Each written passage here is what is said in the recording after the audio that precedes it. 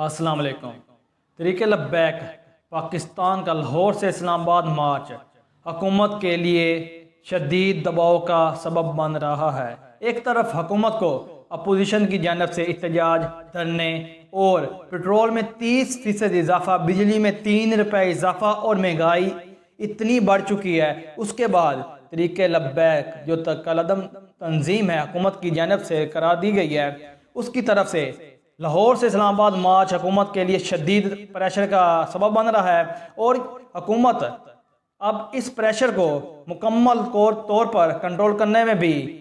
اچھی طرح کامیاب نہیں ہو پائی۔ تو حکومت کی آئندہ کی حکومت عملی کیا ہوگی، اور تحریک لبیک پاکستان یہ دھرنا کیوں دے رہی ہے؟ اس کے پیچھے آخر ایسے کون سے نکات ہیں جس کی وجہ سے تحریک لبیک پاکستان کو یہ لانگ مارچ کرنا پڑا ہے، اور اپوزیشن اس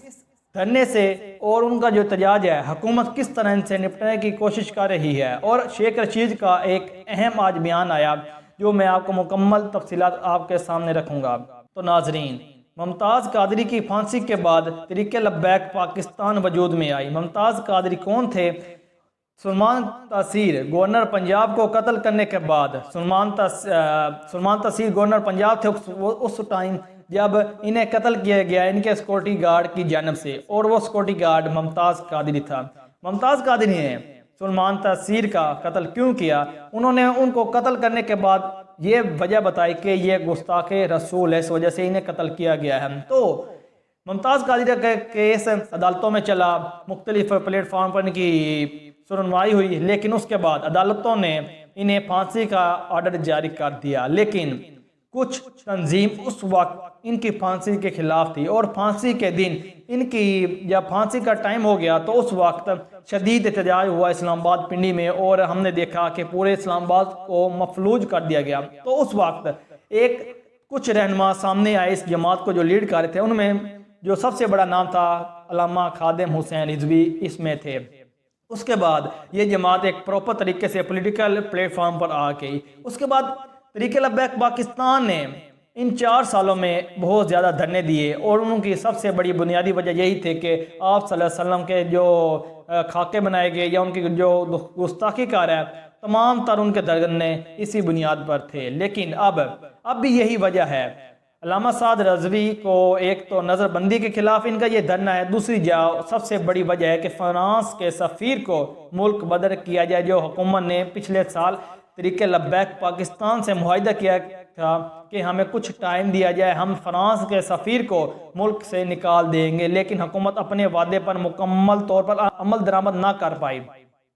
تو سب سے بڑی وجہ یہی ہے جو اب تحریک لبیک پاکستان نے لاہور سے اسلام آباد مارچ کی جو بنیادی وجہ بتائی ہے، وہ یہ کہ ایک تو علامہ سعد رضوی کو غیر قانونی طور پر نظر بند کیا جا رہا ہے۔ پہلے علامہ سعد رضوی کو حکومت پنجاب کی جانب سے نظر بند کیا گیا کچھ ٹائم کے لیے، تو عدالتوں میں کیس چلا، حکومت کوئی ایسا سولڈ پروف نہ دے پائی کہ کیوں انہیں نظر بند کیا جا رہا ہے، تو عدالتوں نے انہیں رہا کر دیا۔ لیکن اس کے بعد وفاقی حکومت نے انہیں نظر بند کرنے کا فیصلہ جاری کر دیا، تو اس کا بھی ہائی کورٹ میں فیصلہ چلا۔ حکومت پھر کوئی ایسا سولڈ پروف نہ دے پائی کہ علامہ سعد رضوی کو کیوں نظر بند کیا جا رہا ہے، تو انہوں نے اس کا فیصلہ دوبارہ مسترد کر دیا اور انہیں آزاد کرنے کا فیصلہ کر دیا، لیکن حکومت نے پھر انہیں آزاد نہ کیا، جس کی بنیادی وجہ یہ دھرنے کیا کہ علامہ سعد رضوی کو آزاد کیا جائے، کیونکہ حکومت کے پاس ایسا کوئی جواز موجود نہیں کہ علامہ سعد رضوی کو نظر بند رکھا جائے۔ تو تحریک لبیک پاکستان کے کارکنان کا 2 بنیادی جو ان کا پوائنٹس ہیں، ان 2 بنیادی پوائنٹس پر یہ دھرنا دیا جا رہا ہے، یہ مارچ کیا جا رہا ہے لاہور سے اسلام آباد، جو کہ علامہ سعد رضوی کو مکمل طور پر آزاد کیا جائے، اور جو ان کے کیسز بنی ہیں ان کے رہنماؤں پر، ان کے کارکنانوں پر، ان کے جو لیڈرشپ ہے ان پر، وہ ختم کیے جائیں۔ دوسری بنیادی وجہ کہ فرانس کے سفیر کا فور ملک بدر کیا جائے، ان سے تعلقات منتقع کیے جائیں۔ یہ تحریک لبیک پاکستان کے کارکنان کا سب سے بنیادی جو ان کا مطالبہ ہے یہ ہے، جس کی وجہ سے وہ لاہور سے اسلام آباد کی طرف مارچ کی طرف گامزن ہے، مریدکے کے مقام پر اب پہنچ چکے ہیں،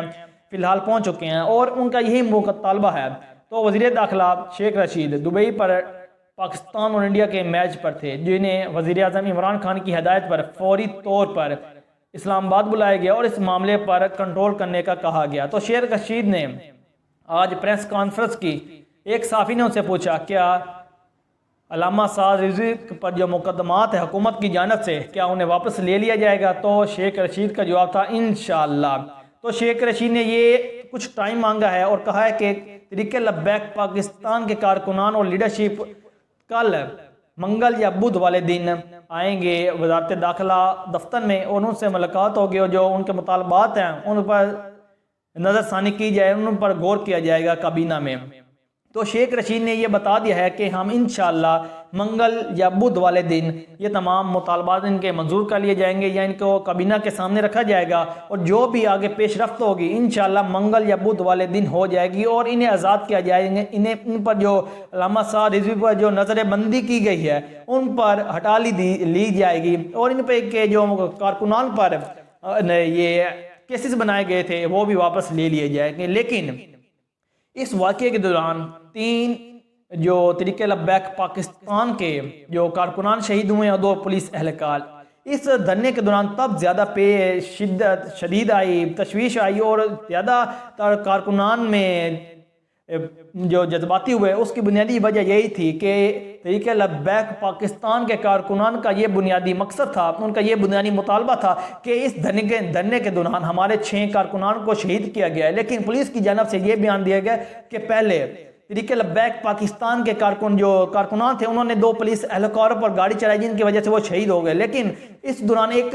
آڈیو ریکارڈنگ لیک ہوئی جس پر ہم نے سنا کہ پولیس اہلکاروں کا یہ بیان تھا کہ یہ جو 2 اہلکار پولیس کے شہید ہوئے ہیں ان کی جو گاڑی ان پر چڑھائی گئی تھی وہ پولیس اہلکاروں کی گاڑی تھی اور ان میں پولیس اہلکار ہی موجود تھے۔ تو یہ تحریک لبیک پاکستان کا بھی یہی موقف ہے کہ پولیس کی ہی جانب سے غلطی سے ان کے اپنے اہلکاروں پر گاڑی چڑھ گئی، جو ان کا اب ذمہ دار ہمارے کارکنان کو بنیادی ہمارا سزا دینے کی کوشش کر رہے ہیں۔ لیکن اس دوران ایک 1-5 کی آڈیو بھی لیک ہوئی جس کا یہ کہا گیا تھا کہ اس میں پولیس اہلکاروں کی گاڑی ہی پولیس اہلکاروں پر چڑھی۔ تو تحریک لبیک پاکستان کے 6 کارکنان جو ان کی جو لیڈرشپ بیان کر رہی ہے، جو بتا رہی ہے، خطاب کر رہی ہے کہ ان 6 کارکنانوں کو ہم دفن انشاءاللہ اسلام آباد میں کریں گے، ان کی تدفین تب تک نہیں کی جائے گی جب تک ہم اسلام آباد مارچ نہ کر جائیں۔ لیکن پاکستان حکومت کی جانب سے یہ کوشش کی جا رہی ہے کہ ان کو روکا جائے، آگے نہ بڑھنے دیا جائے تاکہ اسلام آباد میں حالات خراب نہ ہوں۔ تو اس دھرنے کو روکنے کے لیے، اس مارچ کو روکنے کے لیے جی ٹی روڈ پر حکومت نے 6 فٹ چوڑا اور 6 فٹ لمبے گڑھے کھود دیے ہیں تاکہ یہ مارچ آگے نہ بڑھ سکے، جو کارکنان ہیں وہ آگے نہ بڑھ سکے، جو کارکنان کی لیڈرشپ جن گاڑیوں پر جن کنٹینروں پر آگے بڑھ رہی ہے وہ آگے نہ بڑھ سکے۔ تو حکومت نے 6 فٹ چوڑے کندکیں، 6 فٹ چوڑے جو انہوں نے یہ بڑے بڑے زمینی راستے کاٹ دیے ہیں آگے کھندکیں کھود کر۔ تو حکومت کی جانب سے بھرپور کوشش کی جا رہی ہے کہ معاملات کو پرامن طریقے سے حل کیا جائے۔ لیکن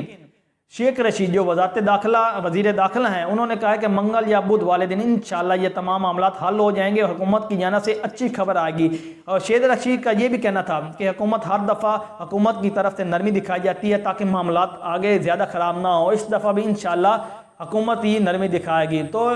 ہم امید کر رہے ہیں کہ انشاءاللہ یہ معاملات جلد حل ہو جائیں گے اور جو تحریک لبیک پاکستان کے مطالبات ہیں وہ مان لیے جائیں گے۔ لیکن حکومت نے یہ کہا ہے کہ جو ان کا جو 4 شیڈول ہے جس میں یہ بات کہی گئی ہے کہ فرانس کے سفیر کو ملک بدر کیا جائے، اس پر حکومت تھوڑی اپنی پریشانی کا سبب ان کے لیے بن رہا ہے، کیونکہ پاکستان کے لیے یا حکومت پاکستان اس بات پر بہت زیادہ پریشان ہے کہ وہ کیونکہ فرانس کے سفیر کو نکالنے سے قاصر ہے، کیونکہ FATF اور IMF کے جو مطالبات جاری ہیں، حکومت کے ان کے ساتھ میٹنگیں جاری ہیں اور وہ کھٹائی میں پڑ سکتے ہیں، جس کی وجہ سے حکومت کو شدید مشکلات کا سامنا ہے۔ دوسری جانب اپوزیشن نے بھی دھرنوں، احتجاج اور تحریک کا اعلان کیا ہوا ہے۔ تو حکومت